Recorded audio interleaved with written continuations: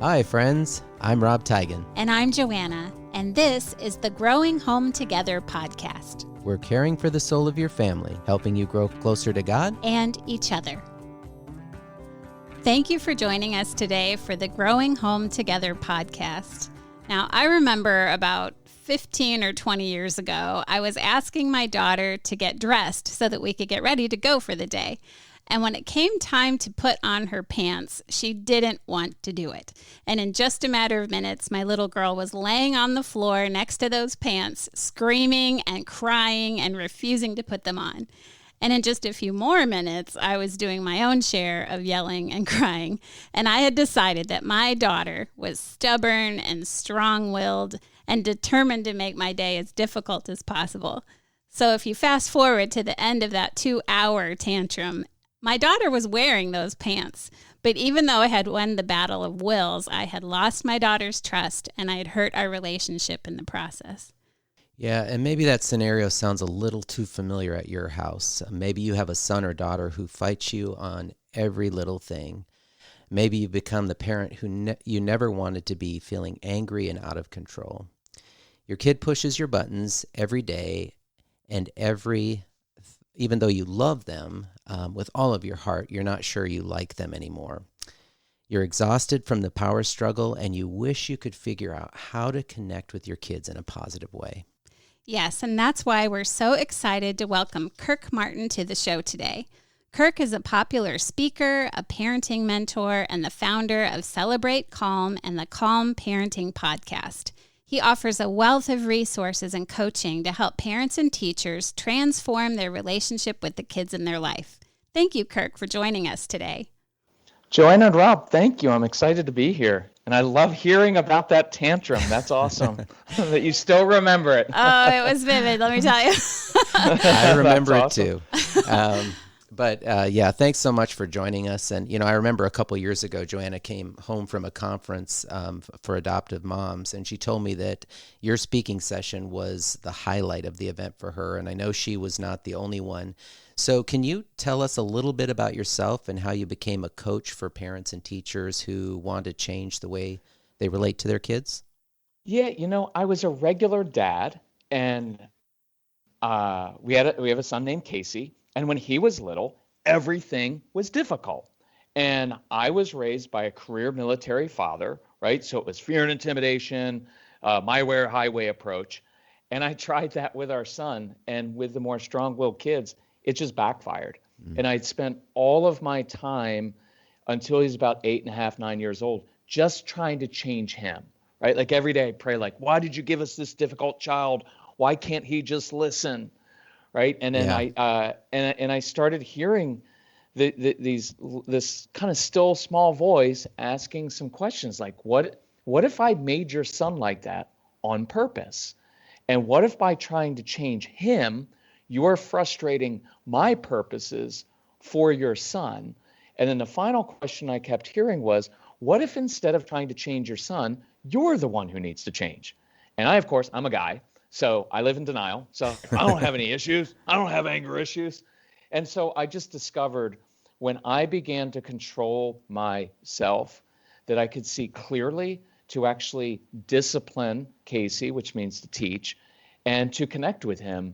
And that it was more about the relationship than it went. And as you said earlier, building trust than it was about some kind of technique, so to speak.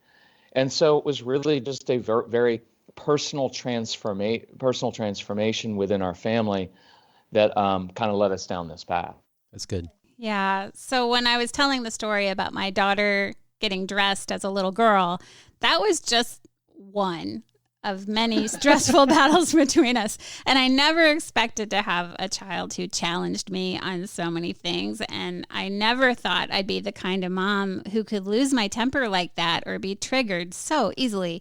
And so why do you think the best intentioned parents end up in these battles with their kids every day? I think the short answer is we all have anxiety about our child's future. Right? So you're looking at this little girl and you're thinking, right? You're seeing like there's tantrums, there's meltdowns and power struggles over literally everything. And so you start projecting into the future and thinking like, who's going to hire this child? Who would possibly marry this child? And then there's all the self-doubt of like, am I doing something wrong? I never did this to my parents. And if you are a more compliant, rule-following parent by nature, and you have a strong-willed child, then you're completely flummoxed, because in your mind, it's like, hey, someone told me to do it. My job is just to do it.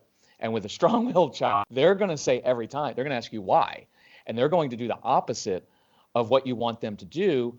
And then we tend to double down, right? So then it's like, hey, if you're not going to listen to me, I'm going to take away everything you own.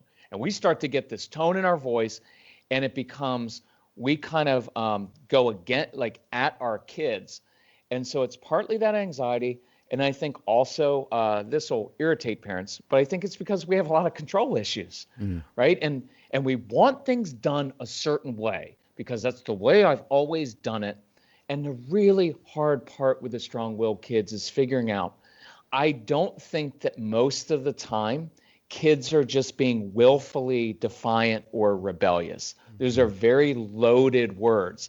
I do think their outward behavior is often defiant. They're not going to listen to you the first time. But in their hearts, I don't think they wake up every day and say, hey, I just think I want my parents to be really upset at me and to lose everything I own, right? It's something else going on. And so it goes against everything we know as parents. And especially with Christian parents, you're like, well, we have a good home. We're not letting them watch awful things. And we pray over our children. And yet they're still often very, very challenging. And so it just takes a different understanding of the child. And for me, some different ways to connect with them in order to get that compliance, if that makes sense. Yeah. It does. Yeah. And, I've listened to your podcast and some of your teaching tools, and I love how you challenge parents to look past the behavior to what the kids are thinking and feeling. So can you kind of help unpack that? I know you've shared a little bit, but what are some common misconceptions we make about our kids that's coming through? So good question. I think, let me use an example of many of our kids struggle with anxiety, right? So new experiences are really difficult. So a common situation, you ask your daughter, you ask your son, hey, do you want to go to this new Taekwondo or soccer class in the fall? And they're like, sure, sign me up. And a couple of weeks go by and we come and we're like, hey, we got to go. We got your classes started. We've got to get going. And immediately they go to, I'm not feeling well. Can we just stay home tonight? And as parents, we're like, no, come on. I paid a lot of money for that class. You need to get going. And you can hear your tone start to get frustrated, right? Mm-hmm. And you get this kind of tone of like, just get in the car because we're going to be late. And you can feel at that moment, inside, you're like, this is not going to end well. And then you get more resistance. And as you keep lecturing and talking and trying to convince your child to go, they dig in more until eventually they're saying, no, I'm not going. And some kids, if pushed far enough, will be like, I'm not going and you can't make me. Or they'll say, Taekwondo's stupid and so are you, right? And then, especially as a Christian parent, you're like, I can't allow that in my home because now they're challenging my authority. They're calling me names. And when you're looking at your child in that moment, this is an important distinction. Their outward behavior is disrespectful and is defiant. And so we don't look past the behavior, but what we try to get to is what is the root of that?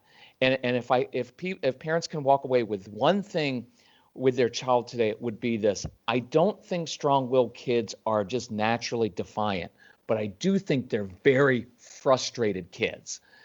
And because they wake up in the morning, they've got an idea of how they want things done. They're kind of natural born leaders. They tend to be a little bit impulsive. They do have a strong will, which is a really good thing to have in life, right? And so when I'm looking at that child, if I see that child as just being defiant, I only really have one reaction, which is you better get your little butt in the car or you're going to lose everything you own. Or fine, you don't have to go, but to your room. And then if I'm a dad, I give consequences I can't keep, right? Like no video games, no food for the rest of the month, right? Because I was a dad, I used to bark out consequences that were, you could never keep.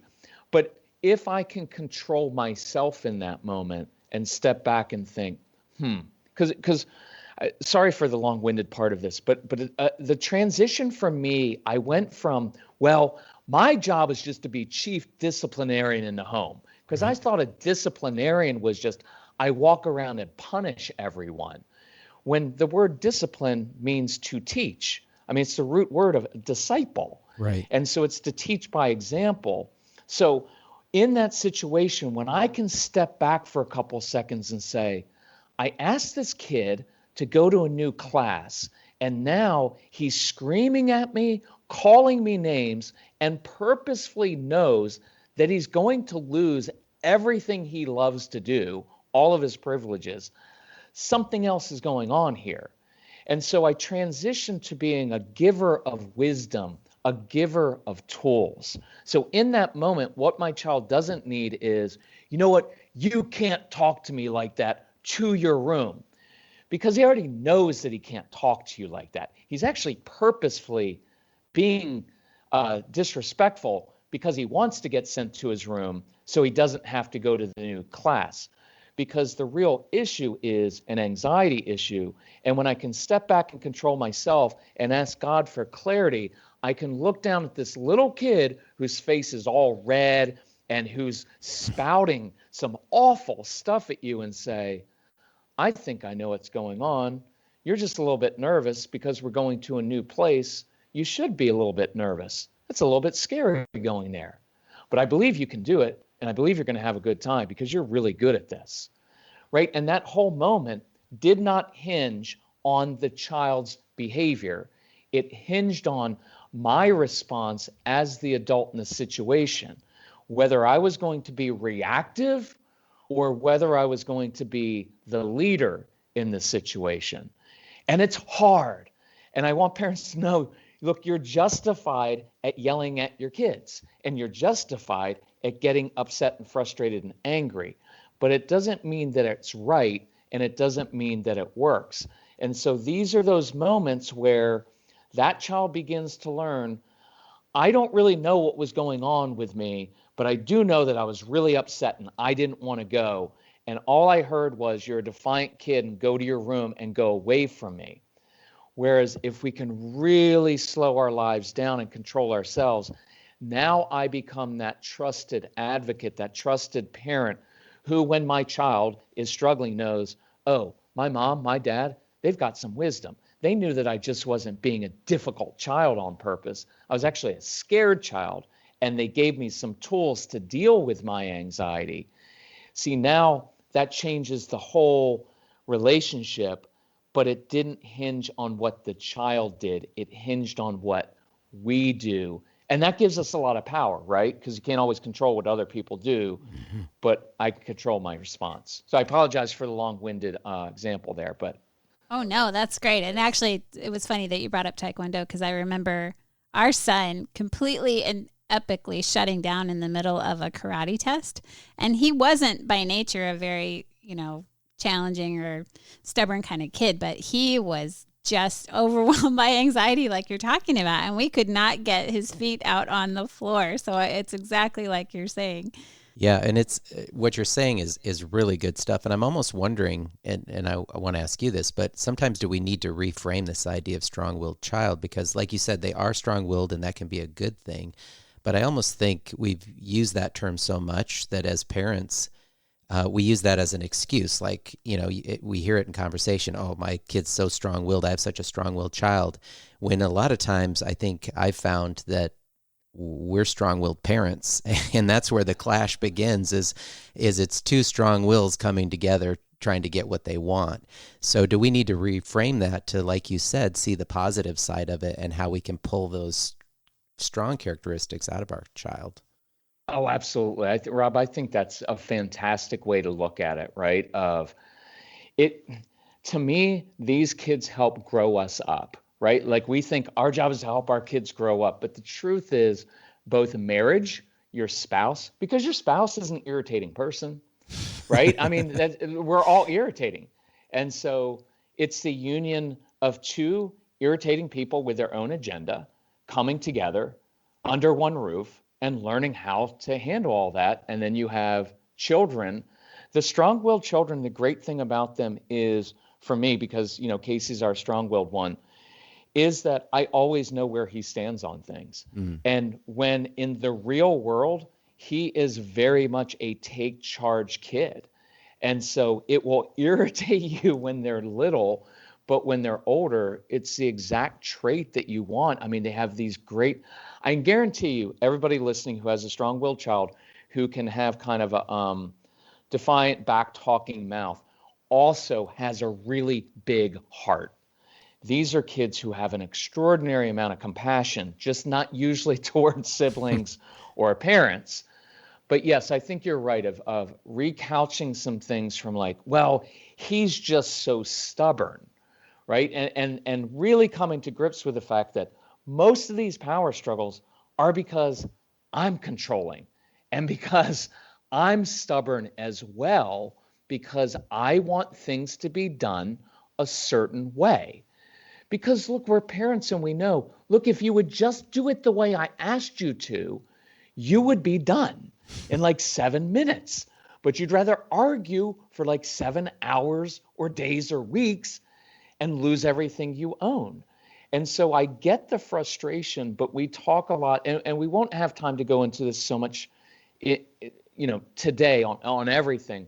But the idea of ownership, of giving kids some ownership of their choices within your boundaries and saying, I don't really care how you get this done, as long as you get it done within my time frame or within my boundaries, and letting go a little bit, because you have kids who do things in odd ways. And sometimes what you find is, here's a good phrase we use, when we step back as parents, it gives our kids space to step up and be responsible for themselves. It's just that we don't like the way they do things, right? If that makes sense. But sometimes when I give a little bit of space and say, you know what, I'm going to use a phrase here, which I hope parents will use this week. I wish I was more like you. Because we spend their entire childhood trying to change them and who they are. And once in a while in the morning, it would be nice when they got up to say, I was thinking, I wish I was a little bit more like you, because you do push the boundaries a little bit and you do take some risks that I wouldn't. And you do look at the world in a different way. And I wish I wasn't so rigid, and I'd like to learn. Like that will open up a child. It's not making excuses for bad behavior, but it's recognizing that God made them this way. And I would encourage people too to read through Scripture in a fresh way, because Christians get the idea that being a Christian is all about your outward behavior. And if you look at almost everybody who is a leader in the Bible, they had horrible outward behavior. From Moses, who was a murderer, to Jacob, a father of our faith, who deceived his brother and his father, right? Like you can go down the list. The story of the prodigal son is not really about the prodigal son who went and did all the bad stuff, because at the end of the story, he had a humble heart. It was the older brother who said, Father, I have always done everything that you asked. He had always been obedient, but his heart was not right. Hi friends, Rob and Joanna Tigan of Growing Home Together are the parents of 5 kids ranging in age from elementary school to high school to adult newlyweds. They know the fun and joy and also the stress and confusion that could come with raising kids through all the ages and stages of growing up. Just like you, they worry over their children's safety and well-being. They feel the pressure to train their kids to do what's right, and they carry sadness when their kids struggle or make poor choices. And as parents like you, their greatest hope is to bring up children who know God's love in their life. But Rob and Joanna know they can't control what happens to their kids or the people they become. They have learned how important it is to place their sons and daughters in God's hands. And most of all, they have learned the power of prayer to make a difference in their children's lives. That is why they are so passionate to help moms and dads like you to pray for your kids. They created 2 amazing resources, Powerful Prayers for Your Son and Powerful Prayers for Your Daughter. These beautiful books offer page after page of targeted prayers that cover every kind of challenge and hope your kids will face as they grow. Is your child facing hard circumstances? Are they lonely or anxious? Do they struggle to know God or trust Him? Is it hard to build a close relationship together? Take hold of Powerful Prayers for Your Son and Powerful Prayers for Your Daughter to invite God's love and power into your child's life today. Each title is available for you at growinghometogether.com or wherever books are sold. And now, back to the show. Well, I appreciate you bringing up what the scriptures say. Before we were talking, Rob and I were thinking about the verse in Ephesians 6, verse 4 that says, "Fathers, do not exasperate your children. Instead, bring them up in the training and instruction of the Lord." And hey, I know personally that moms can exasperate their children too. So can you kind of help us with that idea? Like, how does that word from God relate to what you're telling us today? We tend to take things personally. And when we take it personally, we get personal with our children and we say things that are hurtful out of our own frustration. And I think reacting to our kids. And so what I really try to think, okay, when I'm having a bad day or I'm being me, how does God respond to me? Mm-hmm. Right? Is he up there like shaking his head like, you know what, I pretty much said all this stuff to you. You read it a million times in my scriptures. I gave my son for you. I can't believe that you're still doing this. And so it's a helpful construct for me to think, as a father, I want to treat my son, my daughter, the way that my heavenly Father treats me, which is with a lot of mercy and patience. And so I would just encourage us for the next week, focus on yourself. Focus on your own reactions and your tone of voice. Because look, if I start speaking to someone or a child in this tone of voice, nothing's going to be heard, because that's just going to put the child on the defensive. I can do tough discipline. And again, for me, discipline means to teach, to model, to disciple. And Jesus discipled his disciples by living amongst them. And he didn't speak that many words, right? Like if you read through the number of read words in the New Testament, parents sometimes speak more in a day to their kids, lecture more in a day than Jesus did in his entire ministry as it's recorded. And Jesus lived amongst them and they watched him. They watched him how he dealt with different people. And so your kids are watching you. And so it takes off some of that pressure of like, well, I've got to teach them everything right. And it's more, I need to live out in front of them and even in my flaws. But I would encourage us for the next week, just watch your own responses. And by changing your tone of voice and change even your body posture. This is a funny thing. It'll sound kind of funny. But next time things get heated or the siblings are fighting with each other, literally walk into the living room and sit down on the floor and just watch how you change the entire dynamic, not by changing the kids, but by changing your own response. And for me, it became very addictive in the sense that when I spend all my time trying to change other people, it leaves them frustrated and me frustrated. But when I focus on just controlling myself, right? That's the log. It's the log in your own eye versus trying to take the speck out of everybody else's. When I focus on that, everyone around me kind of magically changes, not because they're different, but because I'm different. It's a very, very powerful principle that we use in marriage, in all relationships. So that It's an interesting experiment for a week. And I'll give you one more. Do the opposite of what you normally do. So if what you're doing right now is escalating things and causing more power struggles, for the next week, do the opposite of what you've been doing and see if you get the opposite result from the strong-willed child. And I think what you'll find is you have a lot more power by controlling your anxiety, your own control issues, and even at times saying, hey, I need to apologize to you. I just got on you about something, but that wasn't you. That was my own anxiety because I'm behind on some work and I was in a rush, and I kind of dumped that on you. And so I apologized for that because that situation was about me. I started doing that with Casey when he was about 10, and it really provided clarity. And it made me, it was kind of holding myself accountable that, no, that was my issue.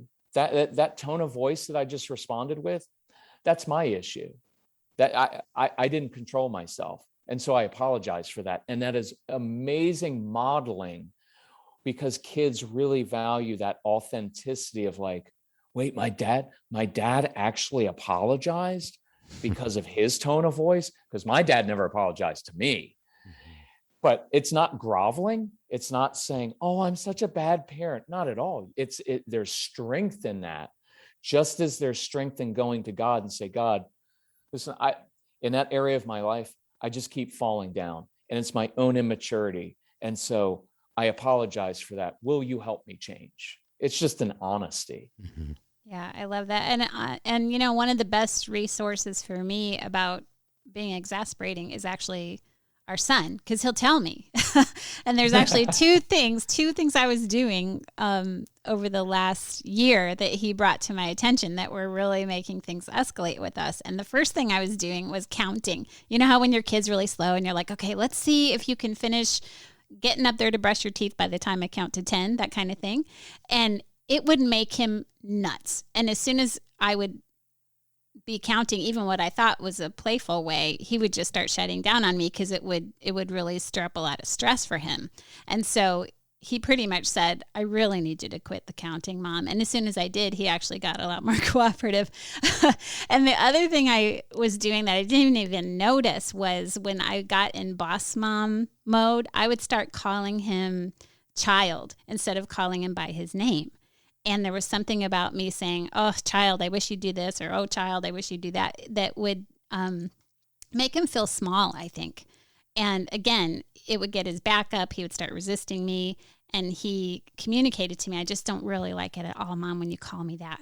And so I've tried to eliminate that from my vocabulary, and that's been really good for us. So yeah, chances are if you ask your kid, what do I do that's annoying? They're more than happy to tell you. I love it. I love that your son was assertive enough and was able to say that. And then you were humble enough to say, I can see why that would be irritating. And that to me is strength. And that's building connection and trust. And there's no weakness in that at all. Yeah. So I love that. Yeah, that's good. Well, I know, one way that I can exasperate my kids is homework. I know that with us getting back in the swing of school and that kind of thing, and dealing with the daily challenges of homework with our kids, that can be a real pain point for a lot of families who don't think their kids are motivated to, or don't care. So what can you talk a little bit about motivating our kids to do their homework and in a positive way? Yes, I will try. Homework is really tough. I'd encourage you to think about, your child. If your child naturally struggles a little bit in school in the sense that it's overwhelming, that many of our kids with anxiety, when they get home from school, many of your kids are just tapped out. So I like having a transition at times in that late afternoon or evening when you get your kids of start with a success. With younger kids, we love the idea of a treasure hunt, hide something in the backyard, something they have to find. Kids love that kind of treasure hunt thing, get them moving a little bit, but create a success and some connection before going right into, okay, you just got out of school. You were thinking all day and following people's directions. Now come in, grab your backpack, and then I'm going to stand over you at the kitchen table and micromanage you for the next 3 hours until we're all crying. Because that's kind of typical, right? Like, Yeah. and you end up with that, if you would just focus, you would be done in 45 minutes instead of it taking 3 hours. Like we used to do that, Casey, all the time.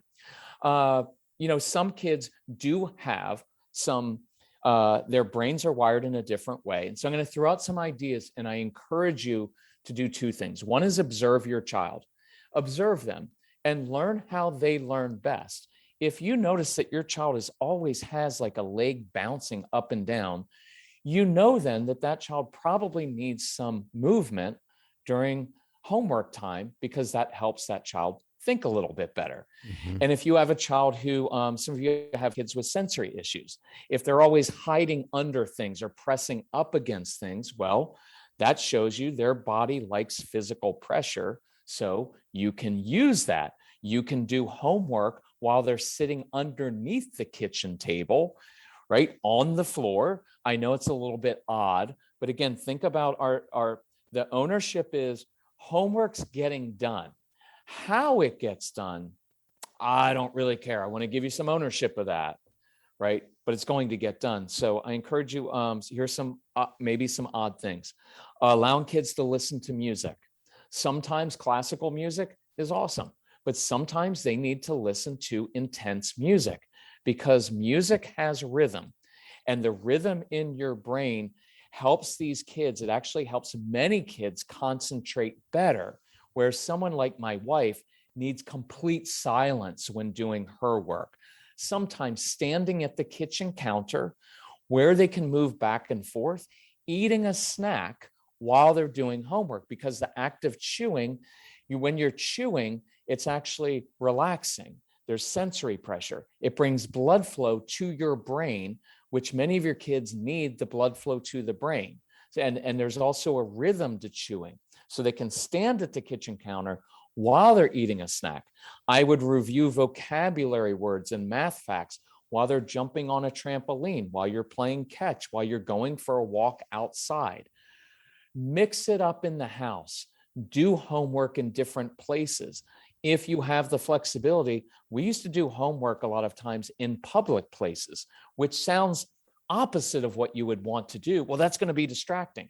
But with some kids, it actually helps them concentrate better.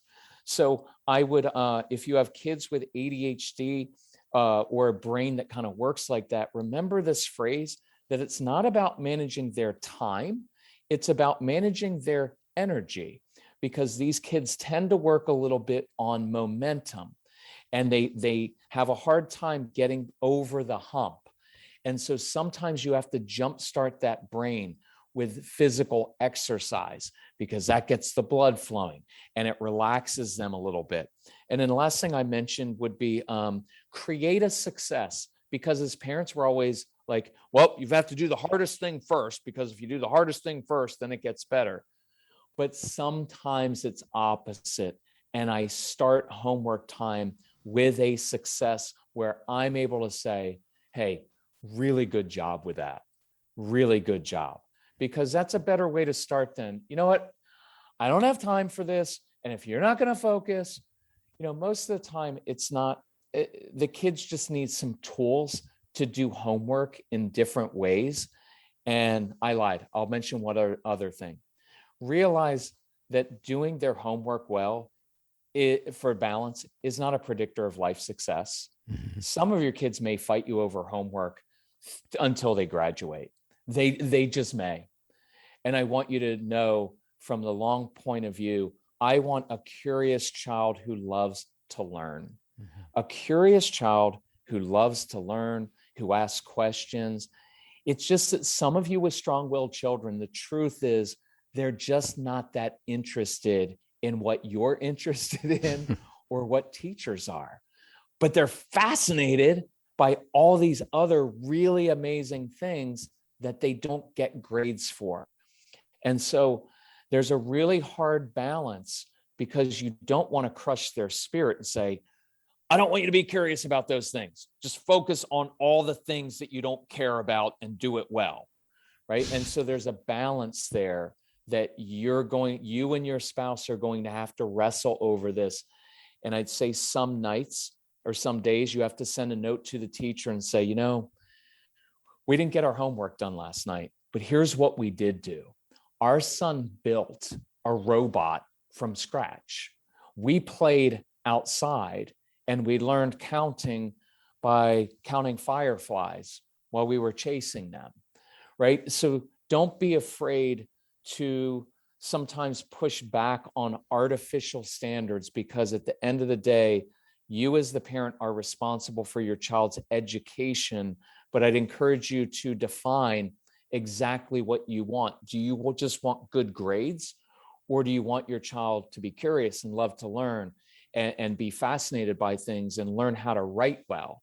I like to make it very specific, because that keeps us a little bit more on track as parents. Yeah, that's so good, because I think you're just reminding me, we need to be students of our kids. We need to be willing to step in and think harder. And I think in our fast-paced culture, we get so used to just moving through stuff and getting it done that and like you said, we're more concerned about the pressure we're feeling internally of what's the teacher going to say, and is my kid going to do this, and is this going to cause this, rather than just being a student of the way they learn the best and grab a hold of the joy of learning and connection, which is far more important long term than what the grade on that specific test or whatever. So I appreciate those ideas.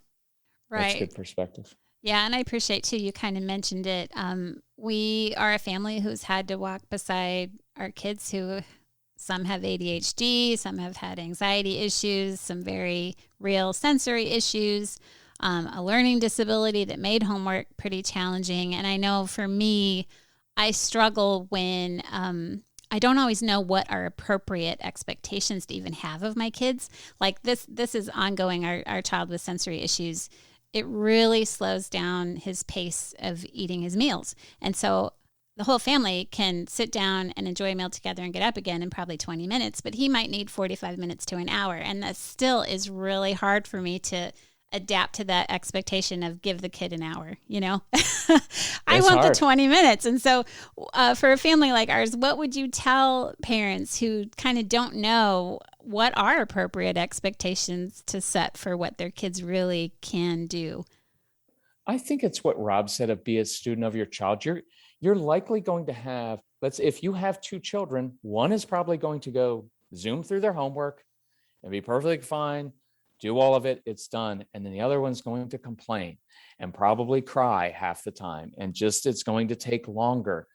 And that's knowing part of that is that's who that child is, and their brain works in a different way. So I try to give tools. So the jump-starting brain of the music and movement, those things can help that child process more quickly.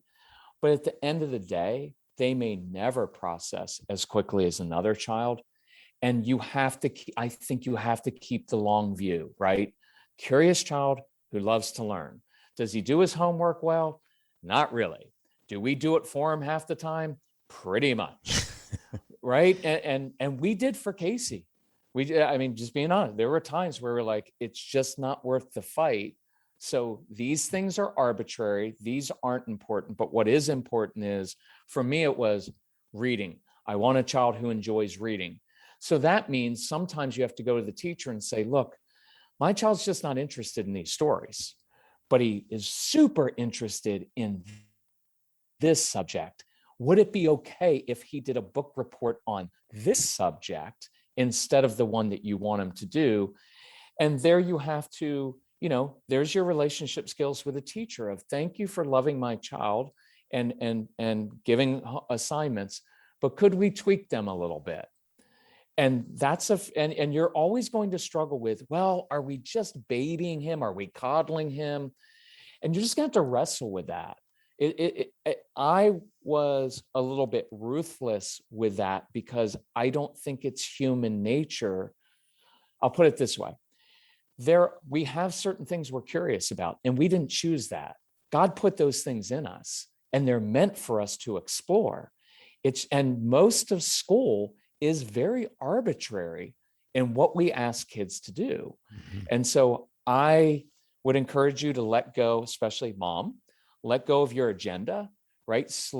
Purposefully slow life down, right? So build in, because we live on the edge in our society. Well, we can get this done and this done, and we'll do this extracurricular, and then we'll go here.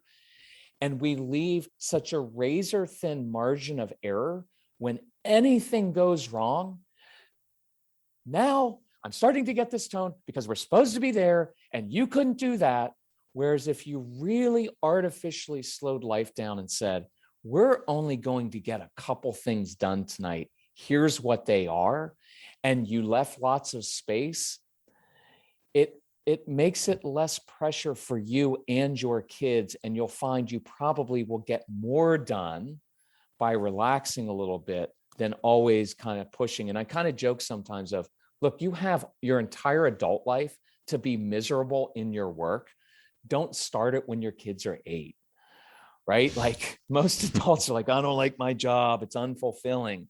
And it's like we say to our kids, like, you're not going to like anything you do when you're older, so let's get used to it in school. And then we just, learning isn't fun anymore. And we're making little me's rather than saying, I can just tell you, Casey's 28, so we're on the back end of this. I have never once said, I wish I would have pressed homework a little bit more. I wish we would have done those projects that didn't relate to anything in life much better. Like you're not going to look back. You're going to look back at the memories that you made, the teaching moments that were outside of school. I just take that longer term view. It will help you alleviate some of the short term arbitrary pressure, if that makes sense. Yeah. We haven't either. We haven't looked back, and our kids are all ages and stages too. And I agree with you. We've not, and the kids that generally whose brains didn't like math still don't like math, and the ones that loved science type things still love science, so yeah, trying to force our kids into some of these things creates extra pressure on them and ourselves that leads to some of this stress. Yeah. And one thing that I love that you consistently say, and wherever I've heard you speak, is that as parents, we need to deal with ourselves before we even start to worry about dealing with our kids. And in some of these situations we've talked about, like getting my daughter to put her pants on, or getting our son to just finish that pork chop already, or get through the homework or whatever, those can be very triggering depending on where we're coming from as mom and dad. And so if there's a parent whose just emotions are riding so high and they can tell everything is going to go south in about half a second, what can we do in the moment to regain our self-control? Good. I think so. There's being a student of yourself, right? Of knowing, okay, here are my triggers. You know what I like to do? I like to diagram it. Here are my triggers. So one of my triggers is because my dad, career military, was being late. So I started to diagram this, and I was like, okay, every morning, Casey dawdles, and he's slow at getting ready, and he waits to do everything till the last minute. So what I noticed is when that happened, my tone of voice started to get like this, and I started to pressure it. Casey, come on, we've got to go. And then what happens when my tone gets like that? He slows down even more and begins to resist. I get more upset. And so at the end of that time, we're just yelling at each other and everybody's in tears. So then I began to do that thing of the opposite. So next time my son dawdles, instead of going in, standing with my hands on my hips in his doorway, barking at him to get moving, instead, what I learned to do is I did the opposite. I'd go in, I sat on the side of the bed, and for 30 seconds, I would connect with him. Hey, have you learned it? Because he was learning guitar. Hey, did you learn any new songs on your guitar? Hey, tell me about that. And I'd listen for 30 seconds. And I'd say, look, here's the deal. We need to leave in 17 minutes. Here's what needs to be done. I'm going to go do X. Let me know if you need help. And when I led him like that, and then I gave him some space, I learned that he followed me more. So I take a common situation and I just sit in it for a second and say, why is this bothering me? right? And you'll discover that you probably have issues from childhood, right, of your parents and the way you were raised. And you'll start to have a lot of self-discovery of, oh, well, this is a common one for moms, Joanna. Well, if my child's not doing X, that means I'm not being a good mom, right? Like that's a huge trigger for moms. Mm-hmm. Well, if my child isn't behaving well, then I'm not a good mother. Well, if you start thinking, I'm not a good mother if my son doesn't finish his pork chop or get his homework done on time, well, you're just going to press that child, but there are kids starving in the world. And, I made a special meal for you and you just need to, you need to eat. And if you're not going to finish your pork chop, then you are not going to get to do X later. And then it just spirals. And so when you can step back and sometimes just do less and give a little bit of space, I've learned sometimes when I walk away, my child will actually do what I want them to do. They don't want you watching. Does that I don't know if that makes sense. Yeah, totally but does. There's this weird dynamic of sometimes I will tell a child, hey, here's the deal.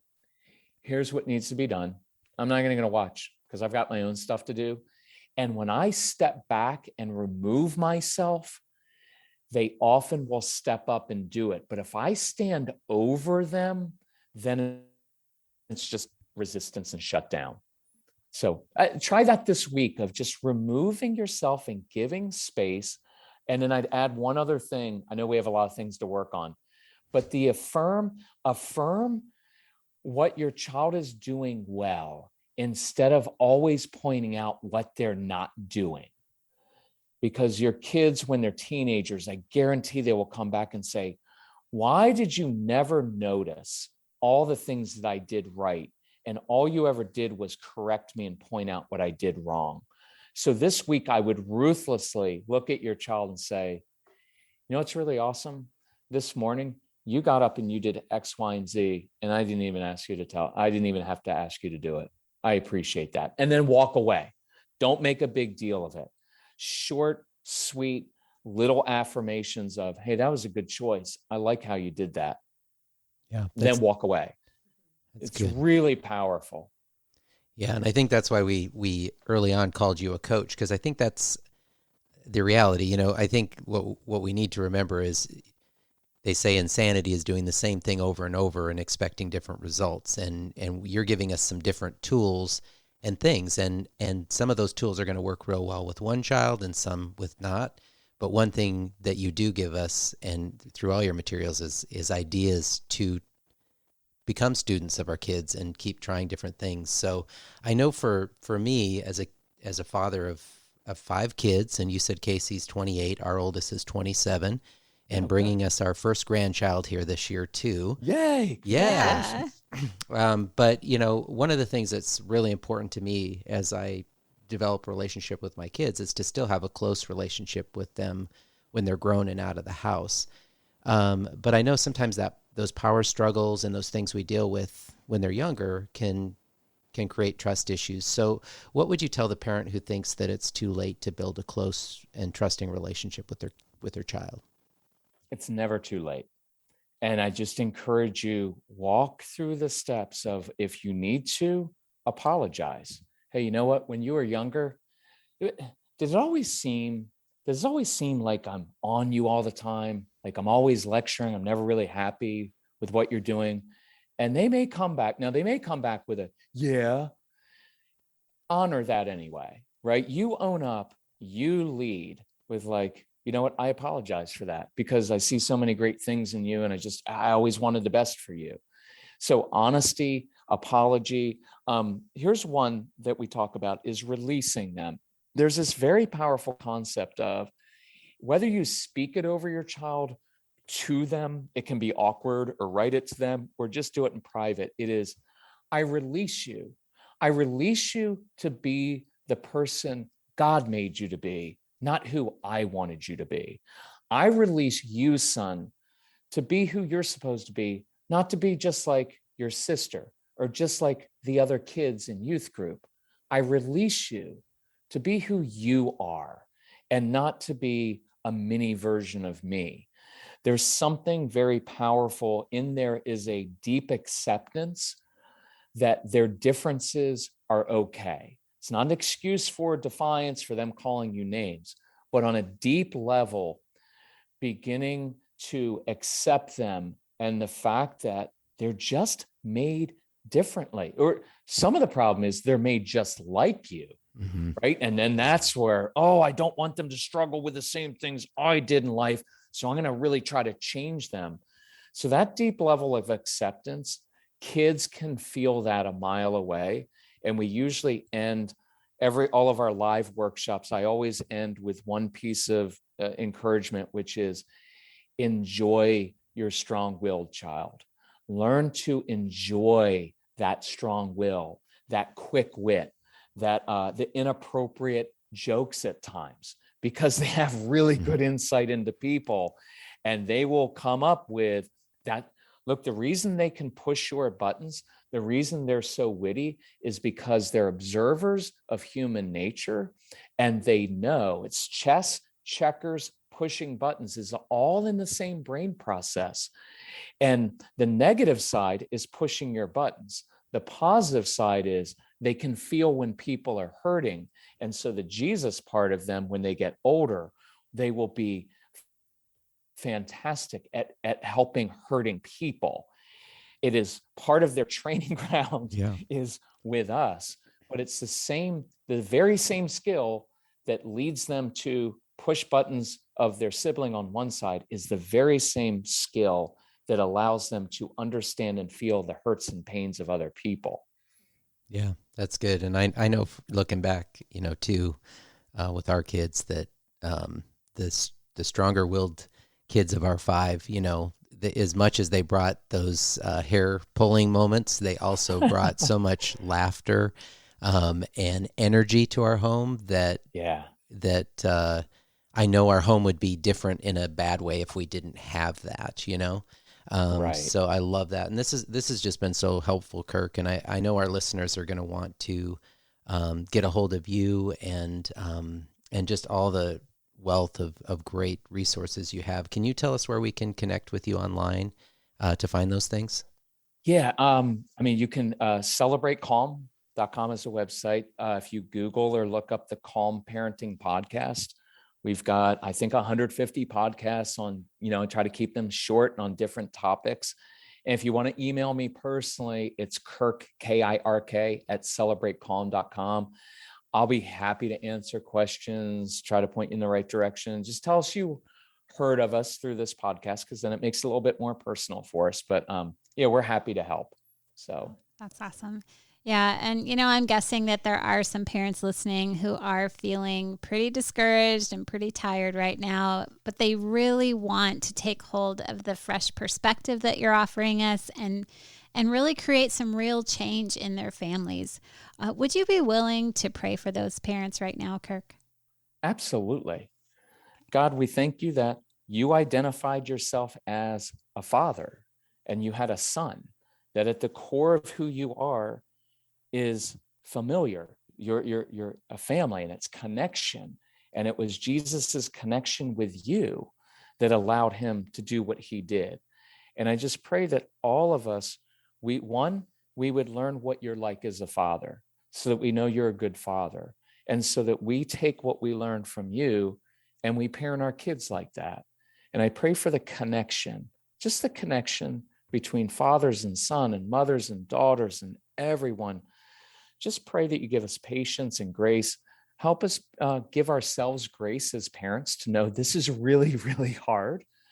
And just pray that you bring some refreshing into these families' lives, and just enjoy, so that they can enjoy their children again and know that ultimately you're the great shepherd, you're the great father, and you'll pull everything together. So we pray that in Jesus' name. Amen.